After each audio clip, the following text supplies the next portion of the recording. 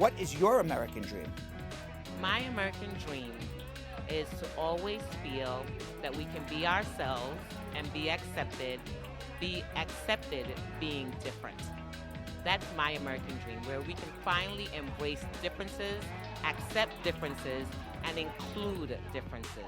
Well, of course, achieving American dream would be to have a house, a car, but I already have all that. So now it's more like sort of leaving a legacy behind, and again, helping one another, getting to know more people, trying to do good. This is my dream, to build this organization, to build as well a group for immigrant women, and make everyone happy. My American dream is to be able to write more. That's what I would like to do, and help my community. Everyone has a right to the American dream.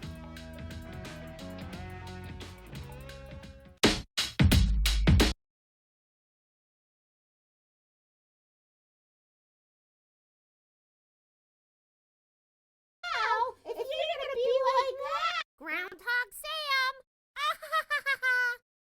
Yeah, could you believe that? So then I said to him, well, if you're gonna be like that, I'm not gonna share my pine cone with you. Now? Okay, Brad, I'll get right on it. Can you believe that? Sam. Oh, hi, Jill. How's it going? I was just on the phone with my friend Chuck. What are you doing in my new office? What do you mean it's your office? The whole team, we're moving, we're growing. We need more space. It's not just for you, Sam. I was in the room when you were speaking to Brad. Brad said it was my office. No, Brad did not tell you you're allowed to have the office. Well, I don't think that's fair at all. I need my own space. It's very difficult always floating around the office. As much as we all love you, and we do, you don't need a whole office to yourself. You mean I have to gather everything up? Tell you what, you can share the office with me. I would love to have you as my office mate. Yeah? You let me stay in the office with you? We can make up a whole corner for you. You can move all your branches over there, your pine cones, your groundhog head, pillow, the whole thing. Your Pippa, whoever she is to you, whatever, we'll hang her up her picture, I promise. Oh, Jill, okay, I understand. I'll just take a small corner. Yeah, I'll move my branches. I know. It's not really a human thing. Okay, but can I at least have the desk? Okay. Will you do one thing for me? Okay. Can you recap the show from yesterday and tell everybody what was on? Okay. Awesome. Thank you. I'll be back in a little bit. You're still my favorite groundhog. Man, Brad Squad, it's Friday. You'd think Jill could lighten up just a little bit. Jeez. Well, Alicia's gonna let me share the office with her. Fine. I'll start gathering everything up. But first, did you miss yesterday's episode of Brad's Show Live? Well, in case you did, Brad spoke to Amina Mohidin and Joseph Wideneck. They are unlikely friends.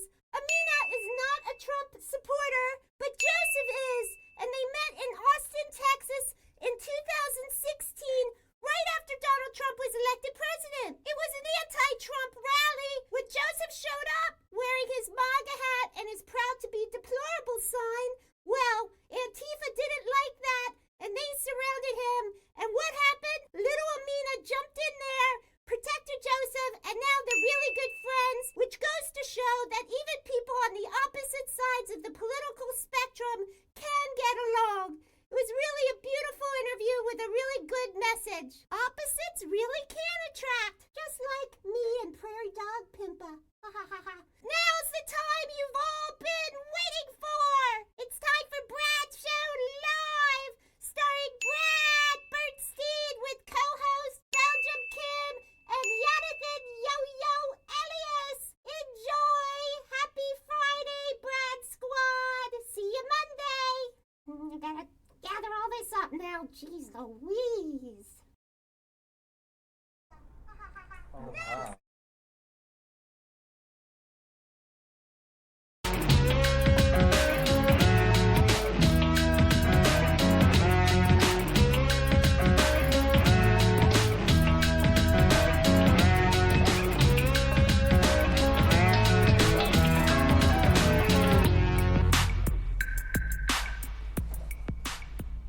Welcome everybody, Friday, March 29th. And it's Fri-YAY, Kim. Fri-YAY. Fri-YAY. Yo-Yo, FRI-YAY. who has to leave on 7:30 on the dot. On the dot. On the dot. On the dot. Yes, Yo-Yo had a timeline. And he says, here's 5:30, here's 6:30, here's 7:30. And then he took out a black marker and he put a dot. He says, you see that at 7:30? I got to leave at 7:30 on the dot. Yes. So we got to end this at 7:30 on the dot. So let's get into it. Let me tell you something. I would say that you are a pain in the neck today, except I had an injection in my neck, so I think that's where the pain is coming from. I'm a little testy today. I thought the whole point of an injection was that you feel no pain. Yeah, but this injection was like huge. It was like this. Ooh.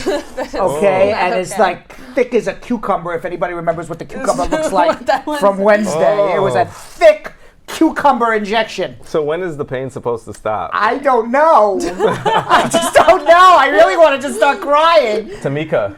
I need some LPNs for this weekend, Right. maybe. I don't know. But no, it was very painful. Oh, man. And, I'm a baby. Most men are. When it comes to pain in hospitals, I would say most men are. God, yes. I'm sure the squad would be happy to share their experiences with us, with their male patients. And agree. And agree. But most men are babies like myself. Mm-hmm. Okay. Did you have anyone hold your hand? No, I had nobody to hold my hand. I went in there. I went in there by myself, like a man, and then I crawled up like a ball on the table, and I covered my eyes, and I looked the other way, and I go, ah! And they go, you didn't do anything yet. We're just spraying some cold thing on you. And I go, oh my God, I thought that was it. Which is what you don't know because you're not watching. Oh, man. But it was like a whole scene. Okay, nobody there, I don't believe, watches Bradshaw Live, but they all know who I am now. Now. Yes, they will always know who I am. Is that why you're wearing your brown sweater today? Why? Just because you feel that way? Because I feel a little brown. Yeah, you feel a little brown. All right, so let's say hello to the squad here. Oh my gosh, my phone is freezing up here. We got to call Apple. Tim Cook. Tim Apple. Tim Apple. All right. Myrtle Ray, how are you? Groundhog Sam saying hello to everybody. Groundhog Sam, second person in comments today, as far as I can tell. Carol Anderson, the Tiger, how are you? Katrina Daniel saying, hey, Jessica Leamy. I'm sharing. Yes, Jessica That's Leamy. right.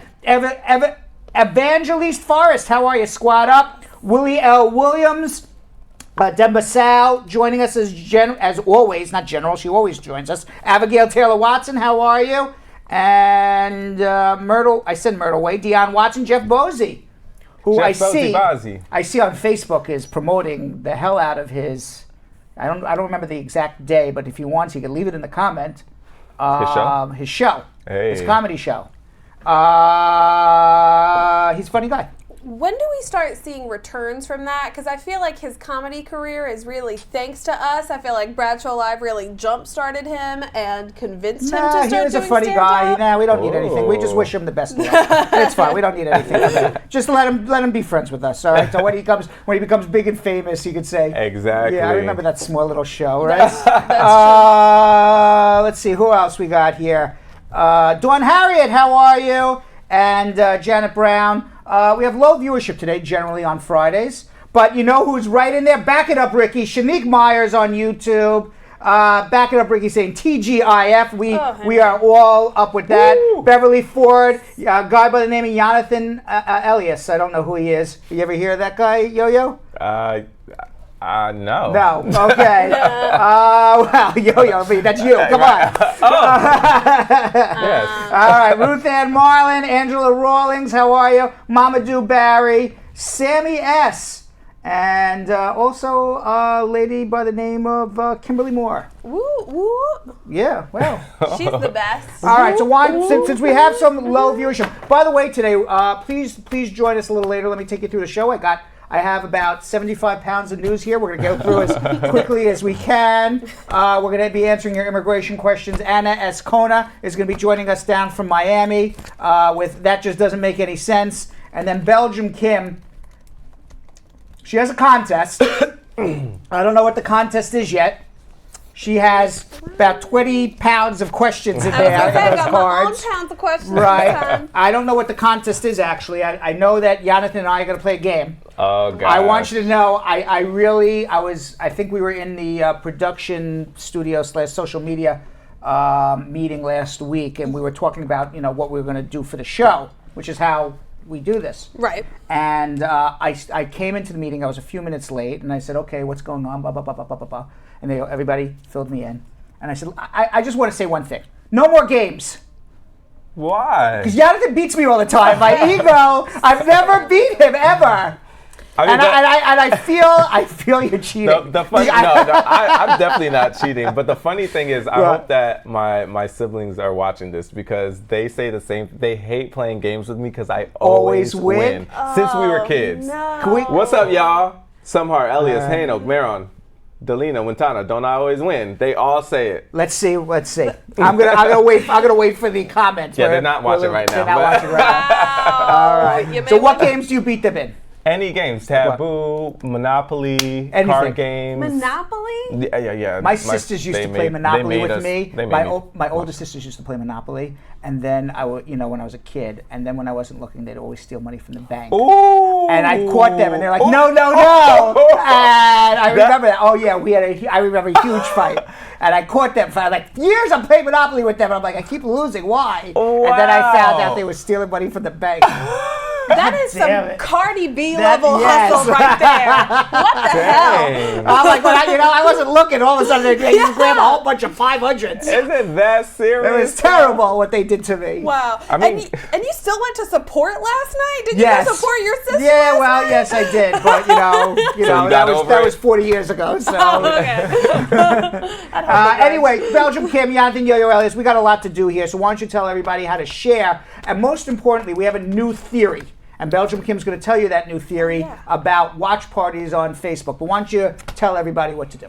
Okay, Facebook fam, we got a new theory, but before I tell you about that, I'm going to tell you about all the stuff you already know how to do. I want you to share this show into everybody's inboxes. I want you to tell us exactly how you feel about what we're talking about in the comments, and I want you to like, love, be sad, be happy, however you're feeling, and show those with some emojis right on the bottom of your screen. Now, the new thing that we would like for you to try, under the share button, some of you may have noticed that you have a new thing called Start a Watch Party. And what that does is it sends a notification to all of your friends that says, yo, I'm watching this show and you should come watch this show with me and we can talk about it. You guys have your own comment section if you just want to talk with your friends, or you can invite everyone to come in the comment section here. But this is how we're going to let every single one of your friends know what your single favorite show is. And Yo-Yo, on YouTube, what's the deal? On YouTube, of course, we still want you guys to share. So how you guys to share is just press that little arrow where it says share. You could copy the link, send it in a WhatsApp group, in a group text. You could also even share it directly to your social media. So we need you guys to share YouTube because we really want to build the subscriber count on that as well. And of course, we want you to like that video right now. So like the video, make sure you subscribe, and of course, interaction. We love to hear what you guys have to think. We are going to be playing a game later, so I want you guys to play along with us, all right? Now, for the next segment, we're going to go to Schmoozing with Brad. Schmoozing.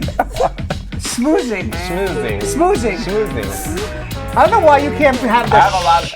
Shh. What do you do in the toilet? Shh. It's shh. What do you do in the toilet? But you say smooth. Shh. What did I say? Smoozing? Smoozing. I don't say smoozing. I say you do. schmoozing. No, you say smoozing. I think I put too much on the zing. I say schmoozing. Schmoozing. Yeah, I don't know. All right, I think. It's not for me to say. It's not for you to say. Meanwhile, Robert Mueller, it came out this weekend that he had over a 300-page report detailing everything that he felt happened in this Russian investigation with collusion and Trump's efforts to try to obstruct justice. He came to the conclusion that the Russians and the Trump campaign did not collude. Mm-hmm. He did not come to a conclusion whether or not the Trump campaign or Donald Trump himself tried to obstruct justice. Right. What's his name? Barr. Attorney General William Barr Yeah. came to that conclusion without sharing any of this information with us. Right. So the Democrats are clamoring to see this report, and Trump's going around saying collusion, illusion. All right. Eventually, though, Robert Mueller said that the full report, but redacted portions. So that's going to be the key thing. What we don't see is going to be the key thing. Now, one of the other things that I thought about, which has not really been discussed in the news media much, Mainstream. but why did the prosecutor Robert Mueller Yeah. never interview Donald Trump? He never did. All he did was ask Donald Trump to write some answers, Right. to which his lawyers did for him. Right. But Donald Trump was never interviewed when he was the prime suspect about obstruction of justice. And then Robert Mueller comes to the conclusion, I don't know whether there was obstruction of justice, but he never interviewed the person who was the key conspirator or co-conspirator to the obstruction of justice. Right. That's weird. But I know that they were trying to get an interview. Is there a way for Mueller could have to subpoenaed. compel? He could have subpoenaed him. Oh, wow. And then if there was a subpoena, then there would have been a fight all the way up to the Supreme Court of the United States. And the Supreme Court of the United States would have made a determination whether or not Mueller was able to get the information from Trump from any other way than by speaking to him in person.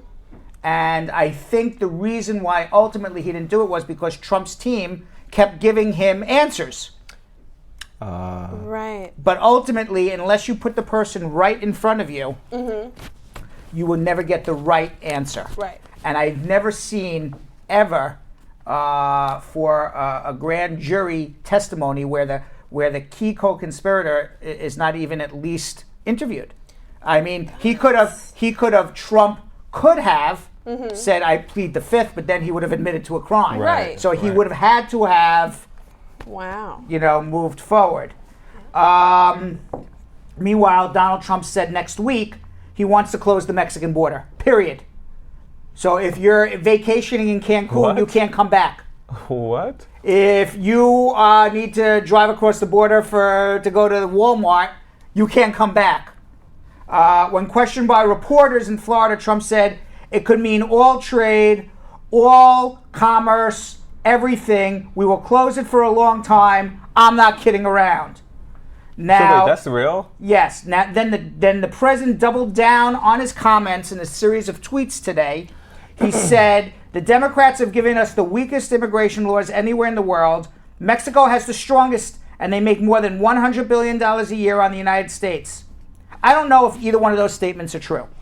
Therefore, Congress must change our weak immigration laws now, and Mexico must stop illegals from entering the United States through their country and our southern border. Mexico has for many years made a fortune off of the United States far greater than border costs. If Mexico doesn't immediately stop all illegal immigration coming to the United States through our southern border, I will be closing the border or large sections of the border next week. This would be so easy for Mexico to do, but they just take our money and talk. Why is it easy for Mexico to stop illegal immigrants, but it's impossible for the United States to stop them? Right. Why is that? And why is it that the United States, which is the richest country in the world, is picking on a third world country in essence? Do you know that the border between Mexico and the United States has the largest disparity of rich country to poor country than any other country in the world that borders one country to another? Really? Wow. Yes. That does not Really? surprise me, but Yeah. that's crazy. Is that Wow. crazy? So the greatest disparity between wealth of two countries that share a border is the United States and Mexico. Yet Donald Trump is saying that they're making a fortune from us. I don't know where he's getting these numbers. Maybe they're true, maybe they're not, but my guess is they're not. How would they be making a fortune from us? I don't know.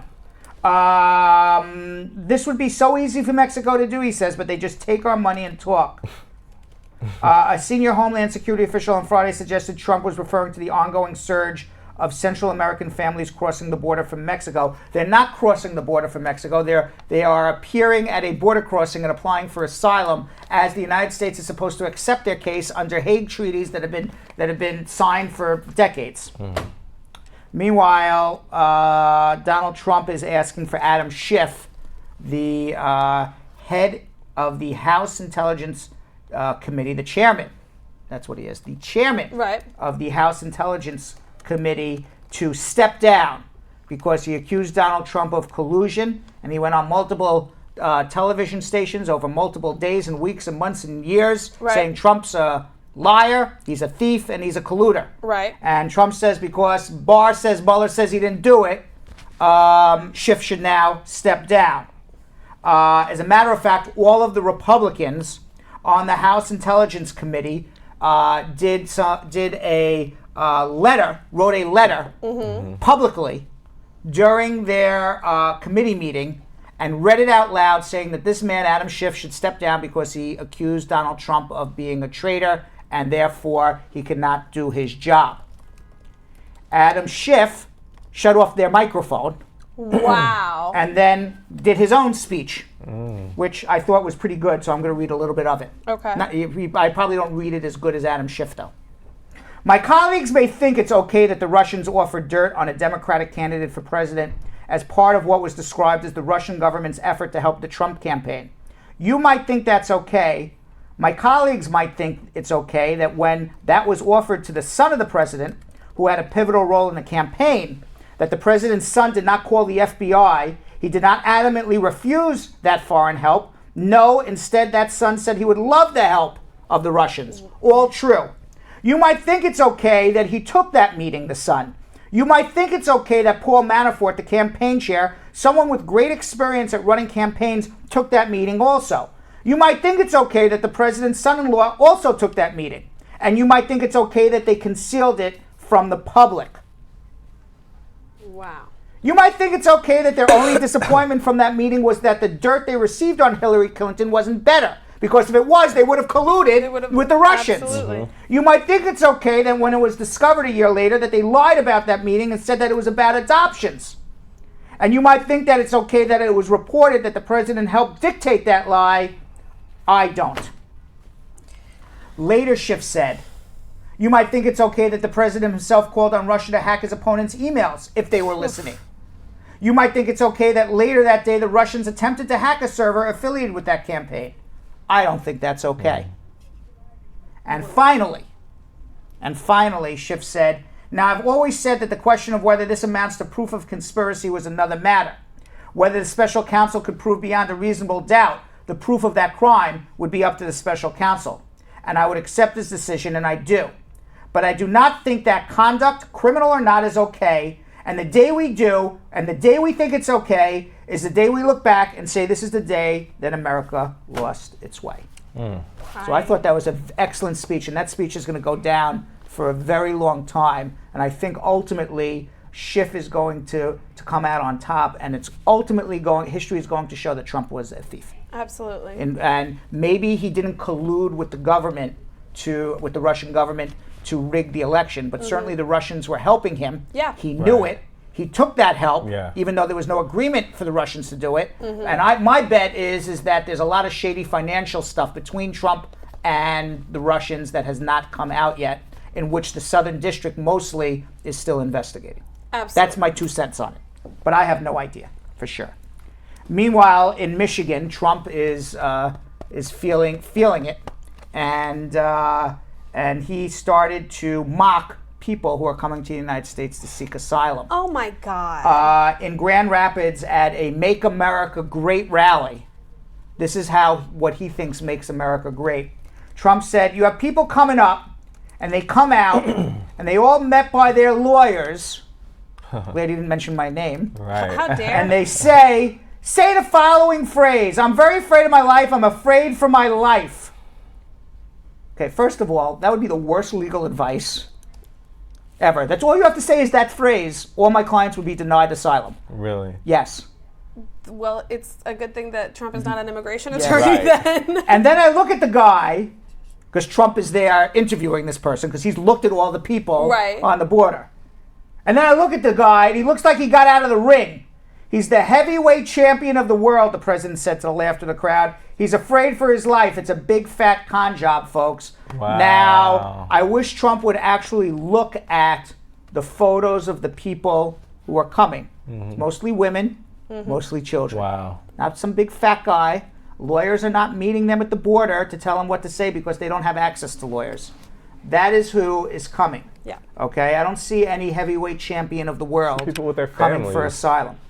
So Trump's remarks came amid outrage over the treatment in El Paso, Texas, where hundreds of people, including many women and children, are being detained in what most people would call the equivalent of a concentration camp, although short of shooting and killing them, which is what happens, and gassing them to death in a concentration camp, which is even worse than what's going on One here. step, But absolutely. people certainly are saying it's pretty bad conditions. Absolutely. Unsurprisingly, critics were quick to blast Trump on social media. Not surprising. At Tom Skoka, this stuff always plays in the press like bad manners or a confounding lapse of presidential decorum, but is the actual literal boss of the actual literal goons hunting people down and throwing them into prison camps right now.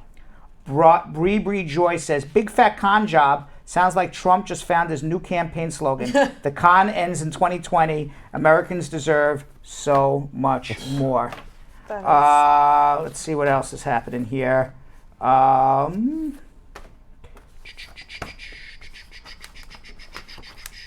Meanwhile, talking about lottery tickets, because you always win games. I do. True. Right, and we were talking about lottery tickets before we came on the air. There's a man in New Jersey who won the $273 million lottery jackpot at a Quick Check Golly. supermarket near the New Jersey border with Pennsylvania. Oh, that's amazing. Okay, now I'm going to tell you what's amazing. He lost his lottery ticket. And then somebody found it and handed it back to him, not knowing that it was the winning $273 million ticket. He said he was distracted by his cell phone and he left the tickets behind on the counter. I put the tickets down, put my money away, did something with my phone, and started to walk away. Hell no. Before the drawing, he says he looked for hours for the tickets at home, then returned to the store to see if they had been found. To his surprise, he found that somebody had handed them back to the clerk the same day. The cashier made me, and I'm quoting him, made me explain what I bet and what the tickets were, and she handed them back to me, and I walked out. Jeez. So that ticket was picked up on the ground. Somebody handed it back to the cashier. The poor cashier, who only makes $12 an hour, held him there and then handed it back to this man. That man who should won give them something. $273 million. That man has to give them something. Yeah, that would he be does. really foul if he did it. Now, he says when he saw the numbers were read off, he says, I just didn't believe that it was me after all these years of playing. I finally had something that said you're a bigger winner than $2, and he would spend $20 a week on and off for years. I'm just thankful there's an honest person out there because I figured it was gone. Now he's trying to find the person who turned in the tickets, and I'm going to give him something. Good. All right, That's so a big hug. So his name is Mike Wiersky, and just so you know, about a month ago, I was at the Quick Check counter on the border of New Jersey and Pennsylvania. Do you remember when I took that trip there, Yonathan? I do remember. Yes, you do remember, right? I said, boy, somebody left their tickets. Yeah, we were on the phone. Right, you remember, right? I was talking to you about it, right? I said, Kim, look, somebody left their tickets. Let me pick up these tickets. I'm sure they're not going to win anything, and I'll be a good Samaritan and hand them back. You're such a good guy for I'm that. such a good And guy. I even told you, like, no, Brad, come on, pocket him. And you were like, no, Kim, I have too much integrity. He actually said, how dare you say dare that. you? Yeah, you did. I remember that. That's why I remember this all happened. I do Because too. Kim said, how dare you? Kim did say, how dare you? I remember that vividly. And then my conscience took over. And I said, okay, I'll give it back. Do it. And I remember going to the clerk. And I said, here, clerk. Here. Look, here's that was your hand. That was my hand. I remember You that was took that picture. that was my red T-shirt I was wearing. And I remember this. And I said to the clerk, I said, here, clerk, please keep this safe and make sure this goes back to the nice man who bought these tickets. But who, like, So I seriously, hope Mike remembers me. Not even being funny, I but hope like, Mike remembers me. Who just like gives a lottery ticket back to a clerk? Like, you know, like maybe money, like a wad of money, like an envelope of money or something. You would like say, hey, okay, I found this. But like a lottery ticket, like most people, they either just like leave it. I would pick it up. I'd say thanks. I would have thought it was like expired. You know, like I would have passed by it and just like not thought twice. Yeah, I wouldn't have picked it up. I wouldn't have even. I would have seen it and been like, somebody lost again. Yeah, somebody lost. I would have just see now. I'm gonna start picking up. All Meanwhile, Wendy Brown says, "Brad, you don't need it. I'm the one who's broke. You should have given it to me." Wendy, listen, you and me both. All right. So actually, I was lying. I was never on the border, but I swear to God, I was speaking to Wendy Brown like a month ago. I was on the phone with her, and she said, "I'm at the border here between Pennsylvania and New Jersey, Brad, and you're my lawyer." I do remember that. You remember? I was out to dinner with you, and she called me up. Called me after, and I said, "Boy, our Brad squatter, Wendy Brown, just and she called and wanted to know from her lawyer what she should do." And I said, "As your lawyer, you shouldn't steal anything, and you should give it back." Yes. I remember that vividly. See? We know it like it was yesterday. Meanwhile, Grandma said, looks like I have to walk and pick up tickets. We are going to meet in the park, everybody. We're fanning out. All right. And with that, Yo-Yo in Belgium, Kim, why don't you tell everybody how to share one more time, do a watch party, and and give some funny laughing things and emojis and everything else that they're supposed to be doing to help us, help them, help their friends.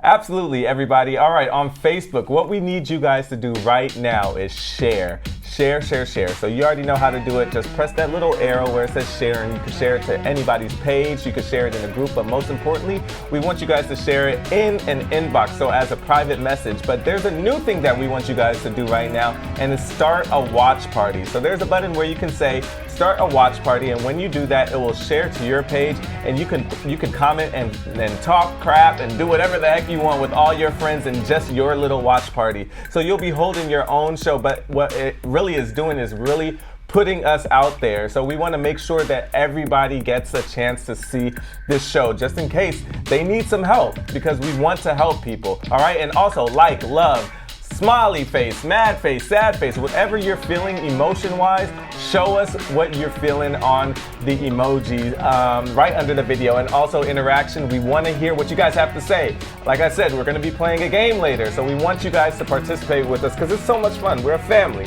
And what are we going to do on YouTube, Kimmy? On YouTube, you guys are going to be doing some sharing as well. You're going to hit that share button, and you are going to copy that link and send it to friends and family in WhatsApp, in GroupMe, in Textra, in whatever you use to talk to people. You're going to send them that link and let them know exactly where they can see the show. And I want you guys to comment. I want you guys to play along. We're going to be playing an awesome game in a really short amount of time. Before that, we're going to answer all of your social media questions, so you better drop them in the comments right now or we will lose. Jonathan will probably win the game, so there's no point in you trying, but you can always compete and see if you can at least best Brad. And now is the time where we're going to answer your immigration questions. By getting answers, call with your immigration questions. People have called me an idiot savant when it comes to immigration and playing these games. It's apparent. It's quite apparent that I am. Meanwhile, Jessica Leamy Joeli says she's hosting a watch party as well. All right, so go Jessica Leamy. And Marge Higgs says she's doing a watch party too. It definitely helps. That's so great. Thank you guys. I appreciate it. And now we're going to get to some immigration questions here. Let's see who we have. Marie in New York. Marie.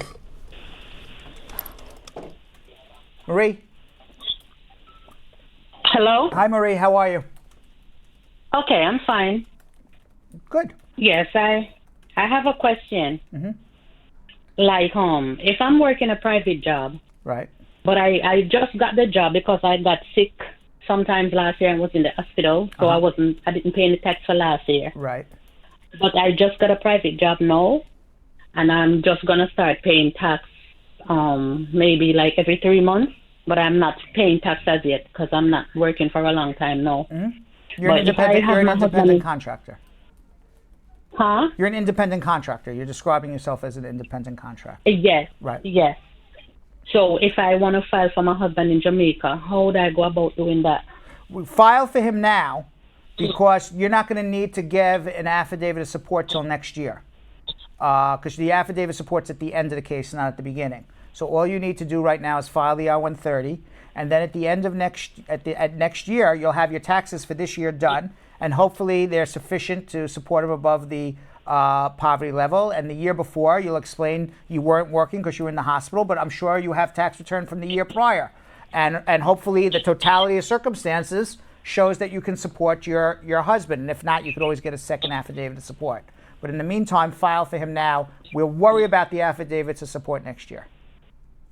Okay, so you said even though I didn't pay tax last year, file for him. Still file for him. File for him right now, this moment, today. Correct. Okay. The Right, faster you file for him, the faster you get him here. Okay, and even though I'm not paying tax, even though for the rest of the years I used to pay, but even though I didn't pay tax. Well, yeah, because they're not asking. They're not asking for your taxes right now. They're going to ask for your taxes in the year 2020, and by then you will have shown that you're paying taxes.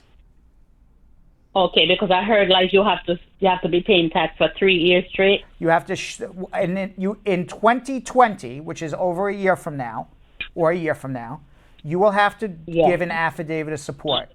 And in the affidavit of support, you have to show that you have your 3 years past taxes.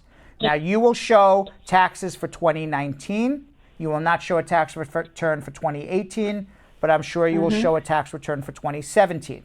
So what will happen? What will happen is that you will give a letter saying in 2018 I was hospitalized, but I am better now and working again. And hopefully in 2017 and 2019 your income is somewhat substantial. And as a result of having a somewhat substantial income, you can demonstrate that the totality of circumstances is you can support this man. You just had, unfortunately, you had a health scare and now you're better. Okay? And if it's not for any reason, you could always get a second affidavit of support from somebody else. Okay. So one question, like if I'm getting private pay and I want to pay taxes, do my employer, the person who I work with, they have to pay taxes too for me? No, because if you are, I mean, I'm not a tax expert, but if you're working privately as a independent contractor, you're going to file a quarterly tax return every quarter, and you should go to an accountant and they'll do that for you. Right, so that has nothing to do with the person who paid me. Correct. Okay. All right. Thank you, but I would like to speak to you privately about the filing. That's fine. Hold on one second. So you're in Manhattan, I'm in Manhattan, so it makes it very easy. Hold on one second, all right? Let's go to Cheryl, also in Manhattan. Cheryl.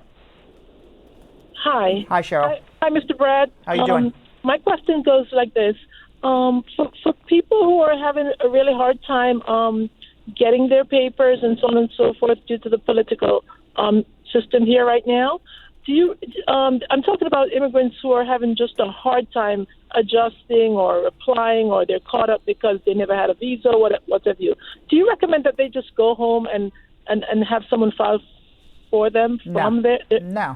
Not at all? No. Number one is because many of them, if they go home, have violated their status and would have a 10-year bar. Number two, who says it's easier to get a green card home than it is here? Well. So I think what's going on is the immigration laws are in essence, the same. They've been the same under all the years of Obama as they are under Trump. Yes. The only difference is that right now the Immigration Service, the State Department, everybody, they used to say that the people who are applying for green cards are their customers. And that used to be their overriding theme. We're helping a customer who's paying a filing fee, and they're our customer, and we want to give them a benefit if they're entitled to it, because they're our customer. Now, under Trump, their theory is different. We're accepting your application, you're paying your fees, but our job is to protect the American worker. So the difference is not that the laws are different. The difference is that they are doing two things. They're interpreting the laws much stricter, and two, they are delaying people's cases. Now, in both of those situations, it behooves you to the nth degree that because this is happening, delay and a stricter interpretation of laws, that you need a good lawyer. That's what you need more than give up and go home. Because ultimately, the law is the law. And if you're entitled to it, you're entitled to it. And the law hasn't changed. So specifically, my niece is such a person. She's having just such a hard time, but she also has a sick son. Could a waiver be done on that basis? Maybe. That he's sick and needs her? Maybe, but I don't know what her situation is. So I think in your niece's, and if she has a sick son, and hopefully she was in the New York area, she can come see me. If not, we can do it by phone. Let her make an appointment to come see us, and let's see what her options are. But I can tell you, I'm not the only good lawyer in the world, okay? I'd be a liar to say I'm the only good lawyer out there, okay? I'm a good lawyer, but there's other good lawyers too. But in this day and age, you need a good lawyer. That's what you need, all right? So hold on 1 second, all right? Oh, I hung up on her by mistake. So if somebody, after I just had this lovely conversation with Cheryl, can someone please call back Cheryl? I think her niece needs a appointment. Yes. All right, let's go to, sometimes I get hasty and I press the drop button instead of the hold button. Toby in Washington. Hi, Mr. Brad. How are you? Hi. I'm good, thank you. Thank you for the show. Thank you. I'm calling regarding my my status in my green card paperwork. My husband filed for me because I was F1 student. So we got denied last year. Why? And they said my husband didn't meet up his burden, and they think he's fraud. And they don't believe it's a real marriage. Yeah. Okay. So what? So if it's a real marriage, we can continue the conversation. If it's a fraudulent marriage, I can't help you. Huh?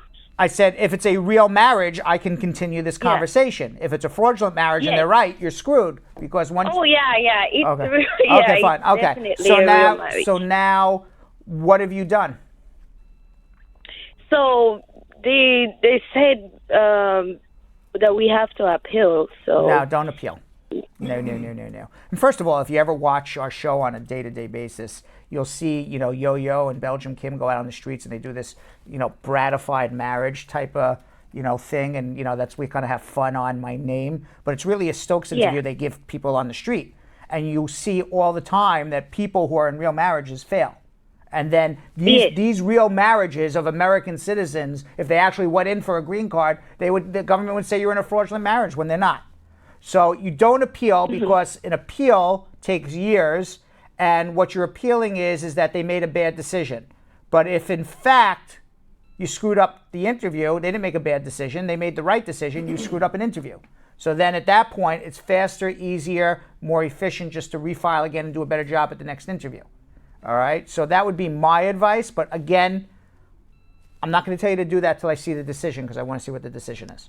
All right. So we hired this lawyer that's sent the appeal already, and he's not like open-minded. Like he's not telling, more like he's not telling us because he has nothing. To do Because he has nothing to tell you because appeals take 2, 3, 4 years for a decision. So that's why you're better off to refile again. So let me, and if you are going to do an appeal and it's a winning appeal, then you would file a mandamus to force the government to make a decision and not wait for 4 years. So what I would suggest you do is have a consultation with us. We're going to do one of three. Either just tell you keep the appeal going and you'll have to wait. Number 2, keep the appeal going. Let's file a mandamus and force a decision. Or 3, let's withdraw the appeal and refile again. It's going to be one of those 3. I just don't know which until I see all the records. Okay. Thank you very much. Do you have your consultation in Washington, or we do it? We can do it over the telephone. We can do it by Skype, or you can come in person. All 3 work. Okay. All right, hold on one All second. right. Hold on one thank you. second. All right, let's go to Kimberly, also in Washington. Kimberly, Yes, how are you? I'm good. What can I do to help you? My question is, if you was arrested like 17 years ago and you expunged your record but you wanted to renew your green card, should you get a lawyer, or could you do it on your own? You would get a lawyer. or You would get a lawyer because expungement does not vacate a conviction in the eyes of the Immigration Service. So even though your conviction is expunged, you still may be deportable. It doesn't change your immigration situation. So what you need to do is get a lawyer, take a look at your green card, take a look at your disposition, what you were arrested for, what you were found guilty of, what your punishment was, and then make a determination whether or not you're deportable or what else you should do. Okay. All right, so hold on one second. Hold on one second. All right, let's go. All right, we're done with calls. Ooh. But I have to say, Anna Azcona is not done. All right, she's never done, this woman. So in Wisconsin, ICE agents conducted a 4-day operation arresting undocumented immigrants. They neglected to notify local law enforcement in Madison, Wisconsin, and Dane counties about the sweep, which is not protocol.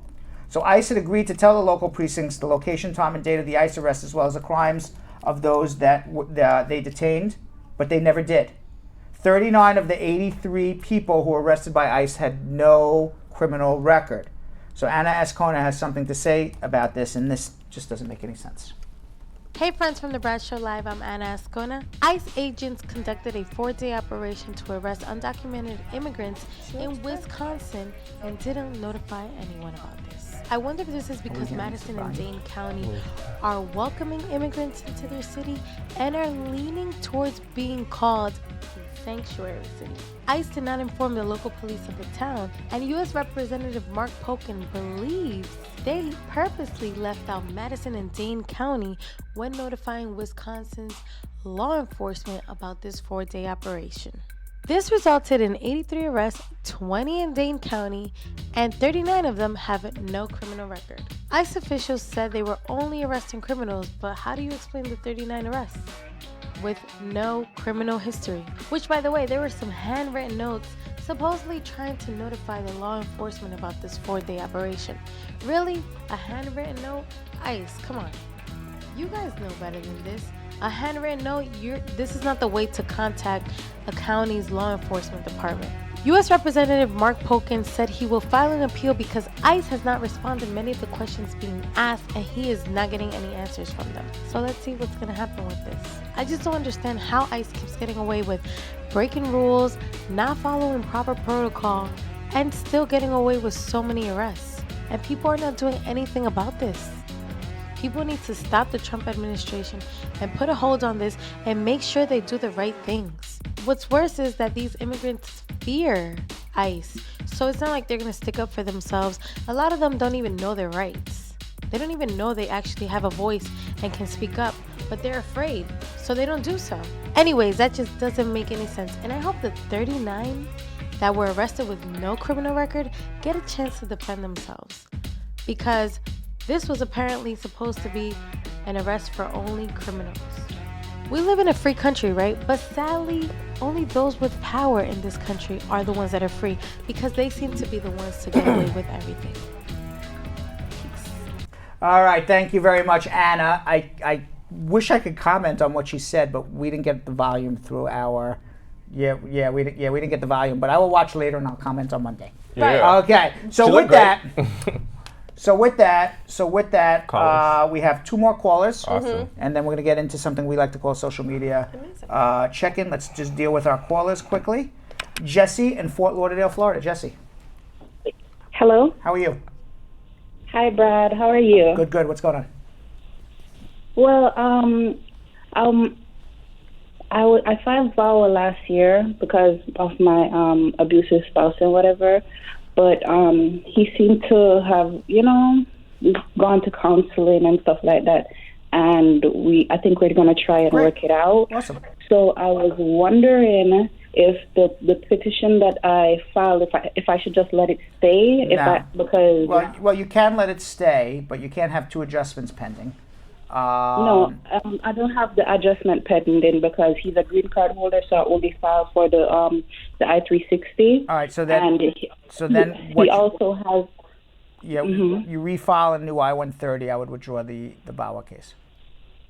But he also has a lot of arrests and stuff like that, so I don't think it's going to be either impossible or very, very hard for him to file for his citizenship. Right, so you're going to end up having to do a provisional waiver and go home and come back. That's what you'll end up having to do. And another thing is, he moved out of where we were living because of what happened and stuff, and we're not able to like live together right now. And we also never filed taxes before, but we have 2 children, and it's a bona fide, marriage. All right, let him file for you, but ultimately you guys got to be living together. Okay. And you got to have a financial relationship together. Ultimately, you're going to need to do that. Okay, sooner rather than later. But let him put in the papers for you now. Okay. Right. And that will come through faster than if I was to just let the VAWA stay and do that. Well, you can let the VAWA. Well, no, the VAWA would be faster, except we don't know if VAWA is going to get approved or not. We don't know if it's going to be extended or not. Okay. I get you. Okay. All right. All right. Thank you so You're much. welcome. Let's go to Raul in Los Angeles, California. Raul. Yes, sir. Good afternoon. Good afternoon. How are you? I'm doing good. And you? Wonderful. Thank you. Yeah, we thank God. My problem is I seek asylum, and then I win my case. They're gonna send me my green card, but I have problem. Can I use my country passport to travel with it? Can you use your what passport to travel where? I want to travel. Like I want to go Europe for visiting. You want to go to Europe? You want to go to Europe to visit? Yeah, Where are you originally from? Yeah. Come again? Where are you originally from? I'm from Africa, Ghana. Okay, but you don't have a Ghana passport? Yeah, I don't have it. Why? Because I seek asylum. When I came here, I don't have asylum. Okay. So Yeah. what you need to do is you need to apply for a refugee travel document. It's on an I-131, and that would be in lieu of your Guyanese your Ghana passport. Okay. But you can't just travel just with the green card. You need the refugee travel document, which is on the I-131. Yeah. Can I apply because I have my details of my passport? Can I apply my Ghana passport in this America? Can I apply it and use it here? You can try to apply for your Ghana passport, but ultimately, I doubt that they'll give you the passport since you applied for asylum and said my life's in danger if I go back to Ghana. So you're better off. You're better off with the re-entry permit. Okay. All right. Okay. All right. Okay. All right. Thank you. You're welcome. All right. So before we get into our social media check-in, I do got to remind everybody that we have some new Instagram pages. My Instagram page is @RealBradBernstein on Instagram. I've been updating it. You would be communicating directly with me. I actually manage my own page @RealBradBernstein, and if you follow me and I know who you are, I will definitely follow you back. And you can watch my travels around the world. And you can also see our great success stories with my clients here as well. And coming soon to an Instagram story near you when you follow me on @RealBradBernstein, we'll be doing our 2-minute to 2.5-minute update on the show from the night before. So we'll give you the best highlights from our night before. So if you do follow us, follow me on @RealBradBernstein, you'll get all of that. And of course, you can communicate with me. And if I know you, as I promise you, I'll follow you back. Belgium Kim has Instagram pages. We also have a Brad Show Live Instagram page, if you can tell people about that as well. Absolutely. They can follow @Brad Show Live to make sure that they did not miss a single one of our amazing guests and see some sneak previews and behind the scenes footage. You never know what you're going to get on @Brad Show Live, so make sure to follow it. And make sure to follow Belgium Kim for all of your favorite Belgium Kim content. Yay! Yes, and you could also follow me on Instagram @Yonathan Elias TV. And by the way, CC Mitchell and Tamika Nelson, who are complaining I don't follow them back, I probably didn't realize it was you guys. So just send me a private message and let me know who you are. Maybe I didn't realize it was That's them. true. Wow. Okay? That's Brad Bernstein asking you guys to slide up in his DMs. Woo! Yeah, maybe I didn't realize it was them because I didn't see them. Boom. Yeah, you would have definitely followed Yes. Tamika. I think Tamika is her maiden name. Yeah, I don't know. Maybe I missed them. Yeah. Okay. So, Marge Higgs says Yo-Yo and Kim's parents taught them well. They don't follow nobody. By the way, Marge, I want you to know. Wow. All right, don't be insulted because Yo-Yo, I was following Yo-Yo. It was months, and he was on our show. And I reminded him 4 times before he followed me back. And I don't think, Belgium Kim, you even follow me back. I do, but I was called out in a meeting, and that's why I do. Okay, so they didn't even follow their boss. So why would you expect them to follow you when they don't even follow the boss, right? That's true. That's true. All right, let's do something we like to call social media check-in. All right. Our first question is from Les Lobo, and he says, what is the best, most comprehensive way to check someone's background before the citizenship application? Is it name-based or fingerprint-based or both? Fingerprint. And to obtain a FOIA request for one's completed USCIS file, is it highly advisable to have an immigration attorney do it? Or I hear that it can be delivered on a CD-ROM sooner. It's delivered on a CD-ROM no matter what, and always better to have an attorney than you do it on your own because you know it's being done right. All right, Sukraj says, I have a friend in the USA. Her green card is approved, so please tell me, how long after will her green card come? Who? Her friend in the U.S. Her green card is approved, so she's just wondering how much longer. 4 to 8 weeks. And by the way, Deborah, I'm not scared to follow anyone back. Sometimes I don't know who people are, but if I know who you are, I promise you, I'll follow you back. So we don't make friends with strangers here. You That's gotta be family, guys. That's right.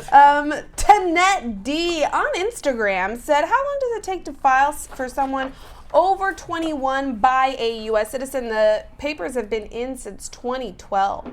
You should be coming right around the corner, as the song. So they'll be coming around the corner. She'll be coming around the mountain. It's coming around the mountain. When she comes. When she comes. It has nothing to do with coming around the corner, right? Not the corner. That is, what's at the corner? It's not around the corner. Nothing's happening around the corner. Whatever's happening around the corner is very shady. Yeah, you don't want to know. You don't want to know what's going on around the corner. Because right now they're up to October 22nd, 2011. So it should be very shortly.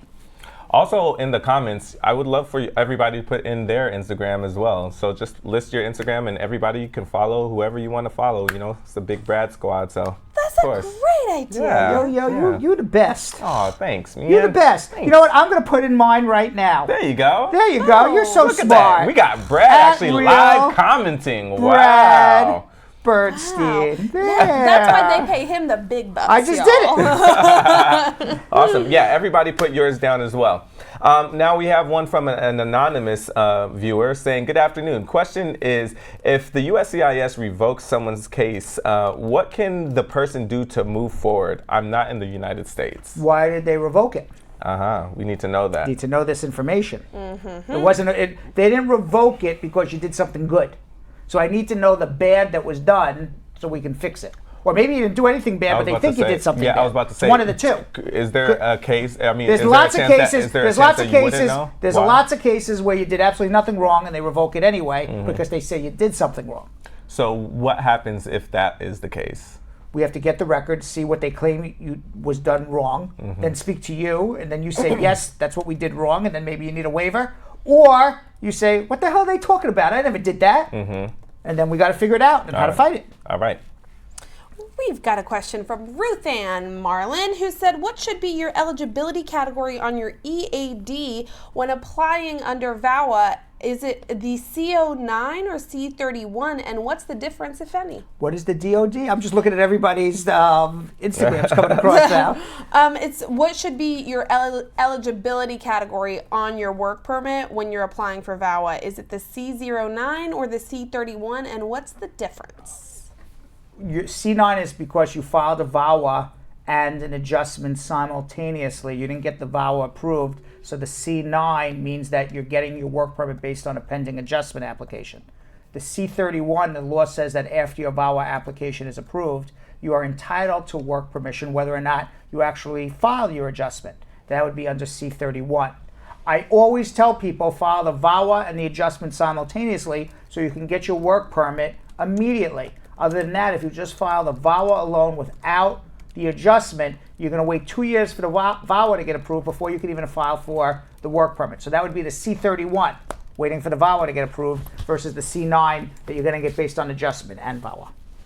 All right, Mama Do, Barry says, hey, Brad, what to do if your naturalization is denied? Appeal or refile or wait until you have 5 years good moral character. Definitely go see a lawyer. See Brad. There it is. That last one is the Right. first thing you need to do. Yeah. Shanique Myers said, how long do I have to wait to start school or etc. after my biometrics? I filed the I-360.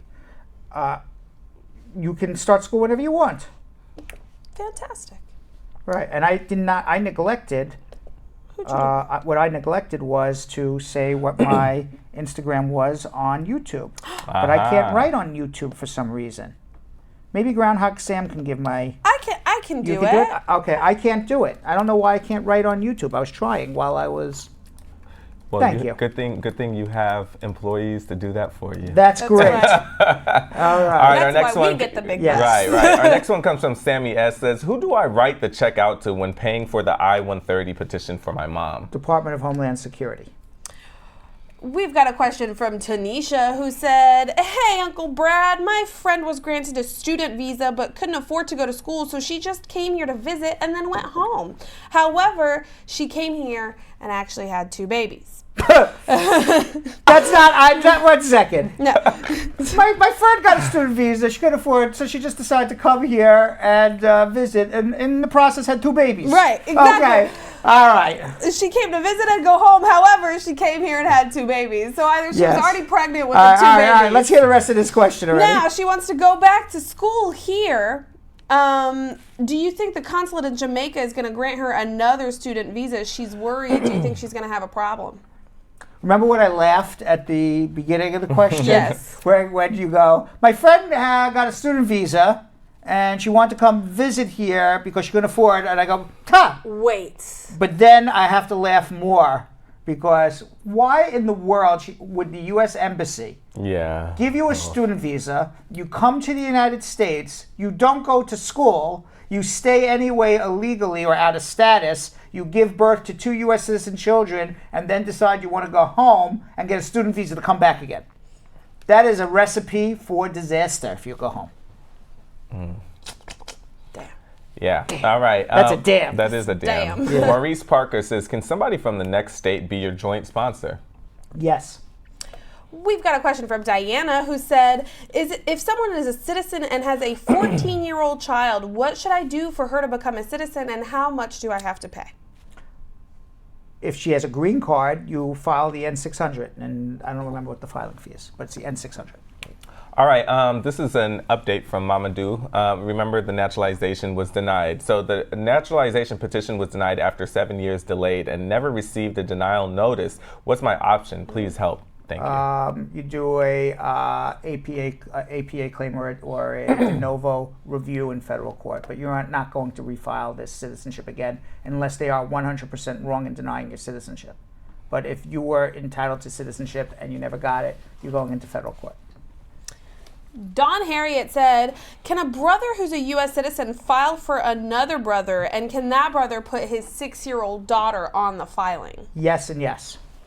Anna K. Moksam says, how long after applying for citizenship and waiting can an applicant be able to file a mandamus act? 120 days. Is the question they went on their interview or they haven't gone on their interview yet? How long after applying for the citizenship? Okay, so 12 months and you haven't got a citizenship interview, mandamus. If you went on your citizenship interview and you haven't gotten a decision in 120 days, mandamus. Those are 2 different things. Okay. Ronnie Ali said, I'm going to the I-751 waiver interview next week based on an abusive relationship. I've got psychological reports, affidavits, marriage documents, pictures, a social worker evaluation. I'm just wondering how likely you think my chances are that this is going to be a positive outcome. Oh, you saw that hand. What does he have? He has a Magic 8 Ball. He's got a psychological report, affidavits, marriage documents, pictures, and a social work. Yeah. Is this thing going to be approved? Says, I don't know. This Magic 8 Ball is amazing. I wish I could show it to people. It really does say that. That's amazing. Even the Magic 8 Ball has no clue. Okay, next one that comes from Dahlia Powell saying, I'm a green card holder. If I have the state insurance, will that affect me when I apply for my citizenship? No, it's okay. We've got a question from Fortune Obina Otunoye, who said... very good, Kim. I don't know if that was. Oh, but it sounded very, very good. I was like, wow, you did that really well. Thanks. Yeah. Can a marriage-based green card holder successfully file for his baby who was born out of wedlock in his home country, even though the child was born while he was still married to the U.S. citizen? Yes, as long as you can prove you're the biological father and you have a independent, bona fide father-child relationship with that kid. Next one comes from Frank Medja saying, hello, Brad and everyone. I've been scheduled for my hearing before the IJ on June 20th, 2022. But my fiance is a green card holder and will become an American citizen next April 2020. But she wants us to get married right now. I would like to know if we should wait for her to become a citizen or can we get married now and adjust my status? Thank you. You can't adjust your status, but if you're going before a judge, you're better off to show up with a wife who's a resident than single. So go get married. Jody Lewis said, if you've got a J1 2-year home residency restriction from a previous J1 that you are currently settling, could you get another J1 during that time, and will it eliminate the time that you already spent at home? No. Tiffany Davis says, have you heard anything about special immigrant juvenile status in New York City? I've heard a lot about it. What would you like to know? Give us a little bit. If you're under 18 years old and you don't live with at least one parent, you can either have your other biological parent or you can have whoever you're living with go into family court, ask for guardianship, show that it's not in your best interest to be returned to at least one biological parent because of abuse, neglect, abandonment. And the judge will give you a special ruling that says that you should not go back to this biological parent. The adult who brings you into family court becomes your legal guardian, and then that makes you automatically eligible to apply for your green card immediately as a child.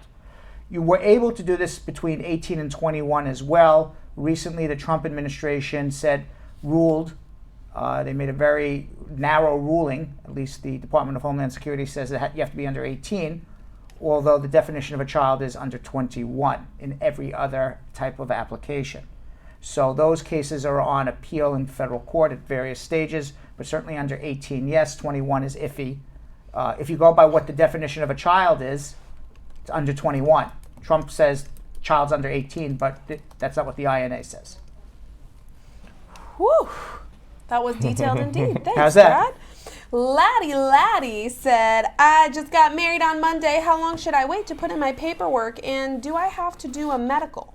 Yeah, don't do a medical till the time of the interview, and you could put in your paperwork on Tuesday. Fantastic. And our last one for now is Ryan Clark saying, good evening. I'm 18 years old and I've been filed for my father last year, November, for the I-130, and everything has been approved. How long does it take to get an interview date? And I'm from Jamaica. So I assume you're in Jamaica. You should be getting it in the next few months if your father does everything right.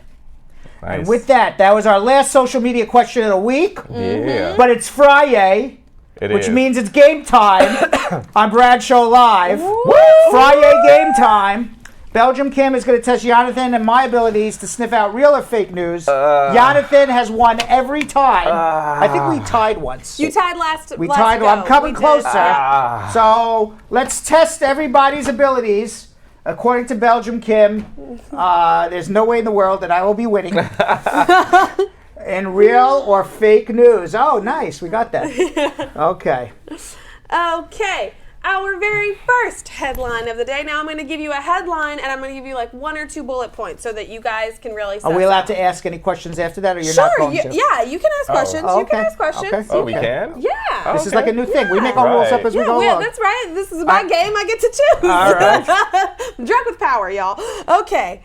The very first one. A man was arrested for breaking into people's homes and tickling their buttholes. The people of Austin, Texas are sleeping soundly tonight after the infamous booty tickler who has broke into at least 6 homes in Dallas, I'm sorry, not Austin, and was caught while they were sleeping. What was the crook's name? Nicolas Cage. No, it was not. It was not Nicolas Cage. Okay, because that seems to be the crook seems to look to me like Nicolas Cage. Because then I would say that sounds fake to me.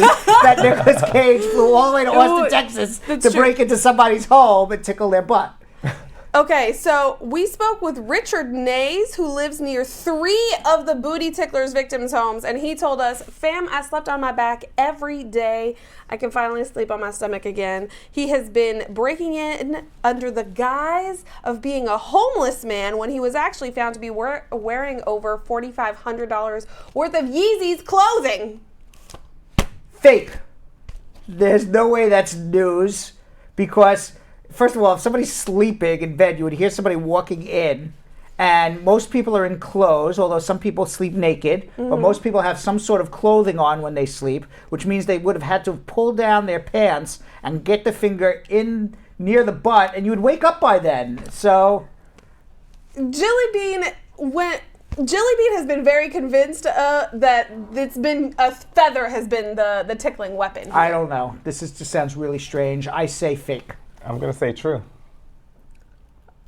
I think this might be a first. Brad, out the gate. That's right, out the gate. It's totally fake. Because you wonder why I'm paying attention. I don't want to lose anymore. Yeah, you are. It is 100% fake. That just sounded so fake. There's not a single true thing about this story. Yes, that just sounded so fake.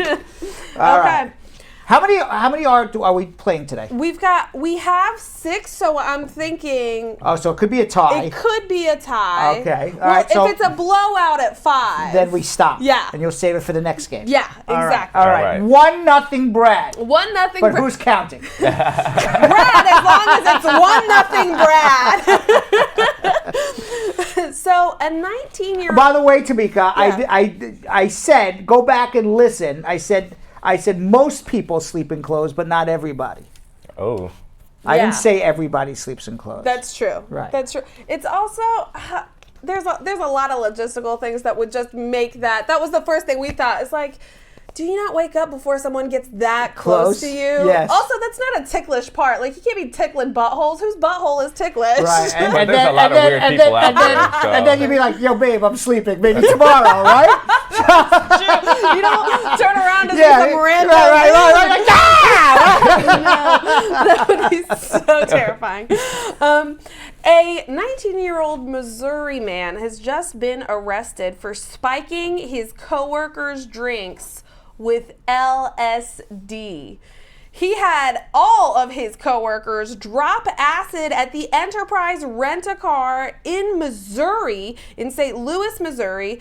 The manager called the police about the incident after 2 of the employees went to the hospital because they were feeling weird and acting weird. She then put it together that earlier that day she had seen her employee holding a dropper and it seemed like he was near people's bottles. So that's when she called the police. And when he was approached by police, he said, "Yeah, I did it. They were too uptight and they needed to have better energy." I believe that completely. I recently rented an Enterprise rental car, and the people there looked a little sketchy to me. They were definitely not that I'm calling out all national rental car places, but the place that I went to was a little bit sketchy. So I believe it. I say true. Okay. Yonathan.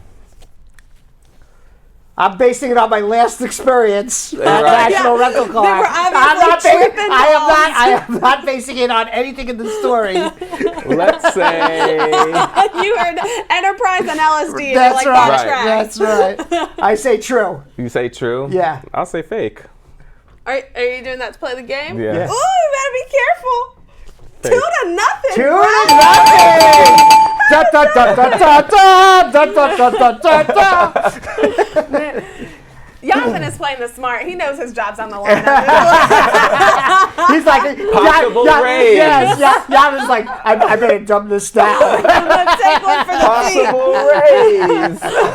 raise. This is like Monopoly, except Yes. he's taking money out of his to give it to Exactly. you. Right. Where's the banker?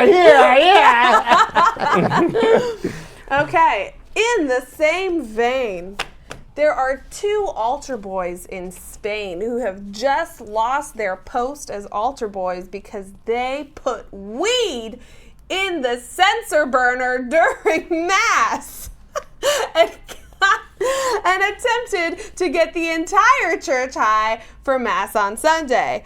Following the Mass, the altar boys were arrested by police after confirming that the strange smell coming from the censer was in fact marijuana. I say that is fake I say that's true. because my opinion would be Yeah. that if you're an altar boy, your parents sent you to church, you know how serious it is, and I would say most Catholic boys would screw around, but they would not screw around in the church service on a Sunday. I say true. Because I actually read this somewhere. Did you? Uh-huh. Well, this is a great reason why we play this game, because he read it, he thinks it's true, I read it too. It was totally fake, y'all. It did not happen. Yeah, it doesn't. Yeah, I Brad- did read it somewhere. Yeah, Brad's absolutely right. yeah. I mean, I have a lot of Catholic friends. I know, they screw around all day long, but they would never screw around in a Sunday church service. Ooh, now is what we Right? Harriet, Belgium kid? You're absolutely right. I You're think you're absolutely right. Right. I'm not a super up on my Catholicism, but that tracks. I'm no religious scholar either, but I have lots of friends who are Catholic, so I know how they act. That's all. The 3 theologians up Yes. here have spoken. Meanwhile, Dawn Harriet is about to flip this on its head because she just said for the next questions, ask Yo-Yo first. Maybe I have an advantage. Maybe you have an advantage. All right, Yo-Yo, you get to answer the next 3 questions. Okay. All right. False. We're at 3-0. You gotta get. You can't lose another one here. I'm actually okay with this right now. He's taking on purpose. I swear to God, he knows the answers ahead of time. Now he's taking on purpose. This is a pratfall if I've ever seen one, y'all. This is a lie. Okay. This one is near and dear to my heart. I was really happy with this one. A Belgian town hosts a wacky seagull screeching championship. People from all over Europe went to Aandekerk to take part in the first European gull screeching championship. The wacky event took place at a local pub, and competitors were required to channel their inner gull, both vocally and physically. Now, the point system was very big in this competition. You could get up to 20 points, 15 for your gull imitation, and 5 for the sheer gull performance that you put on. Now, you can ask me questions, but is it real or fake, gentlemen? I'm being quiet, Yo-Yo. True. It's all you. It's true. It's real. It's real. I would say I would have said fake until I heard about the Chinese pigeon being sold for $1.4 million. Excuse me, he's a Belgian pigeon? And then he was a Belgian pigeon, and here's a Belgium bird contest. Yep. And knowing you're from Belgium, yep, and you're wacky to begin with, that's true. I say it's true. That's how I've come to my conclusion. There's a lot. Well, I'll tell you. We got video to solve this one. Can we show? And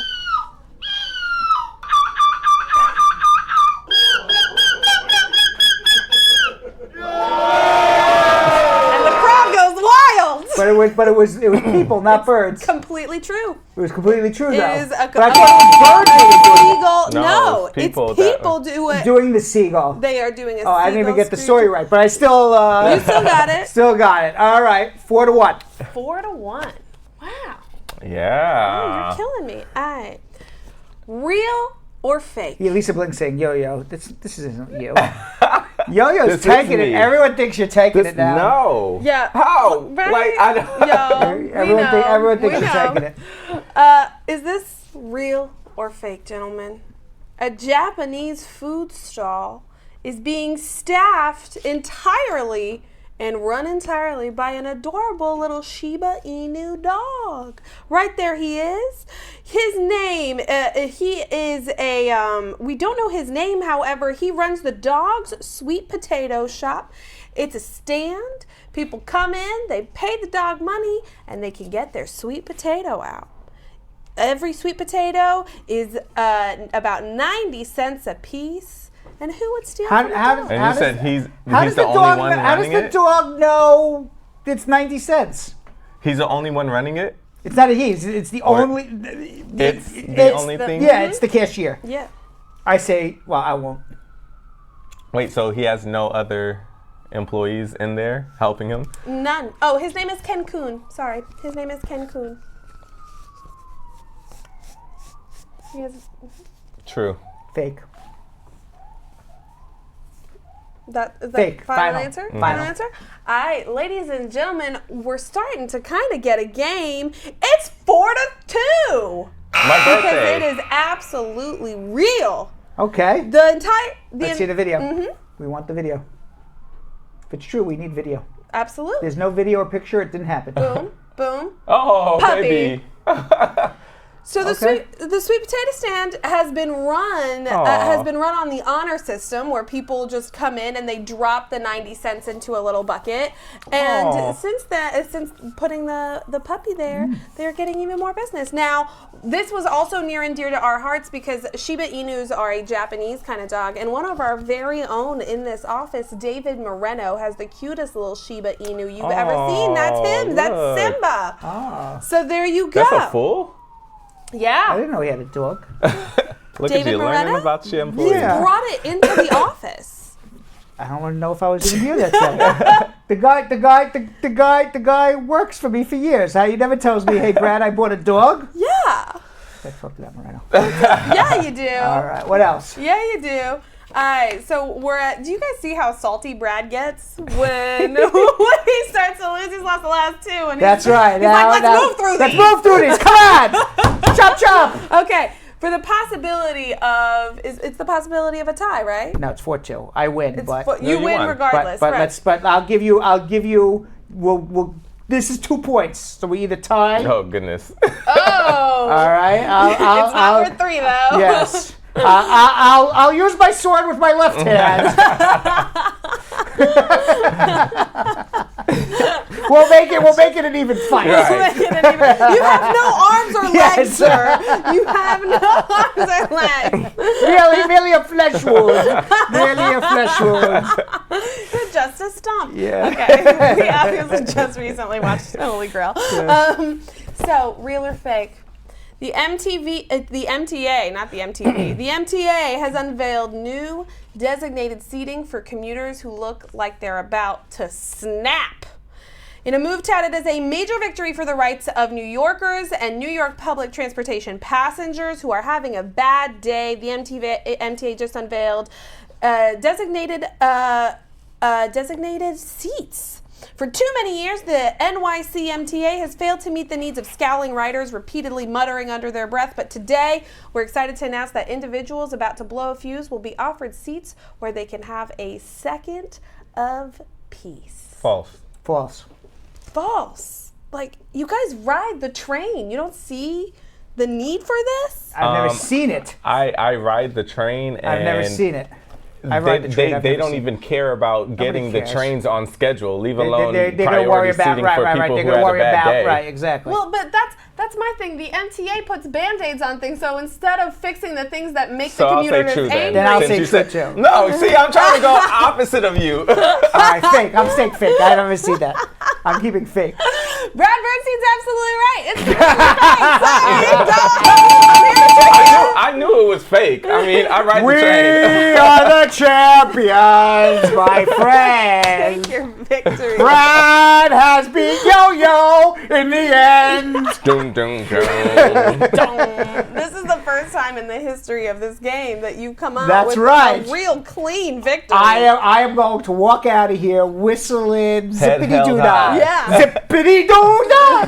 All right. With that said, we have comments of the day. We do indeed. We do indeed. Although I really love Jessica Leamy. She had the right take on this, by the What? way. She said it's fake because they ain't even giving up the seats for pregnant women. That's right. And that's Come on, this is New I York knew City. that for a fact. Yeah, now maybe if this was like Oklahoma, maybe they're a little nicer there. I don't know, you know, but Right, exactly. Our first.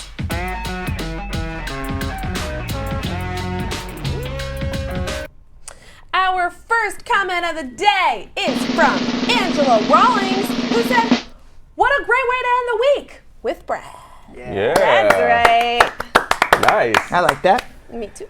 All right, we have one from Jeff Bozy Bazzi saying, hey, I actually do say it in one of my videos talking about when you said, do we get any kind of recognition for helping you your career? But he says, I actually do say it in one of my videos, but just to clarify, I absolutely want to thank Brad Bernstein and his entire team for putting on its ripping show and allowing me to participate and giving me the push to jump into my comedy career. Yes. Nice. Love that. Yes, we'll see if that still stays true on his true E-Hollywood story, right? Great question. Carol Anderson, I'm so sorry, Mama Do Barry said, you guys are doing fantastic work to educate people about immigration. I love your show. Yeah. By the way, Cece Mitchell, I was about to follow you when I got off on Instagram until she says, Yo-Yo felt sorry for Brad. All right, I'll follow her anyway. But that, Anyway, right? I'll think about it.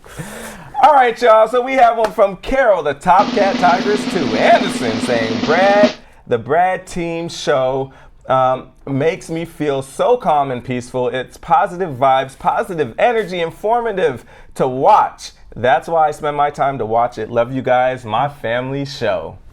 Oh, very nice. Meanwhile, I'm going to add something because it's Friday. Negative comments of the day.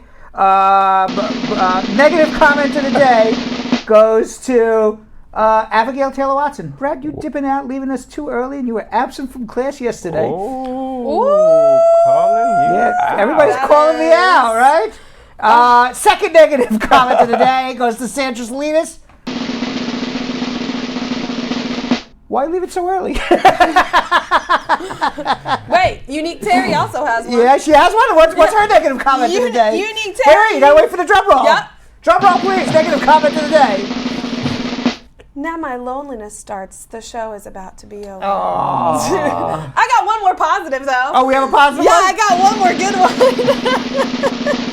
Charmaine said, you are the best lawyer. Come close. I had 3 lawyers. They were all bad until I found you. I'm a permanent resident thanks to you. God bless I like you. that. I like that. I like that. I like that. By the way, I have one more negative comment of the day. Please. From Abigail Taylor Watson again. It's 7 p.m. How can we finish already? It's Friday! That's why! Yo-Yo's got a date. I have no idea what Belgium Kim's doing. I won't even guess. No, Kim's going away for the weekend. I'm so excited. I need to get out of the city. I'm excited. Very nice. Yeah. I will be here. Okay, holding down the fort. I will hold down all the forts.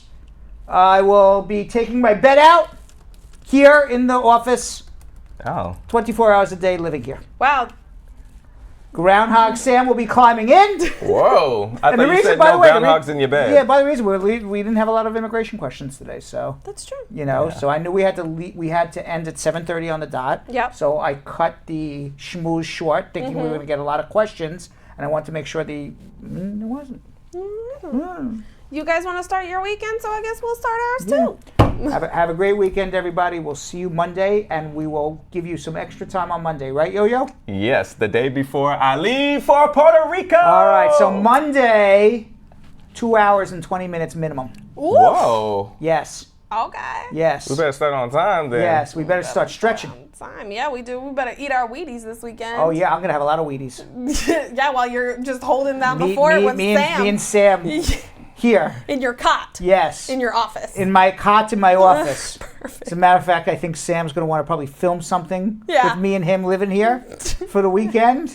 And we'll be showing it on Monday as well. Have a great weekend, everybody. So, Sam, as part of the production, we have to say this disclaimer at the end of the show. Do you mind reading it for me?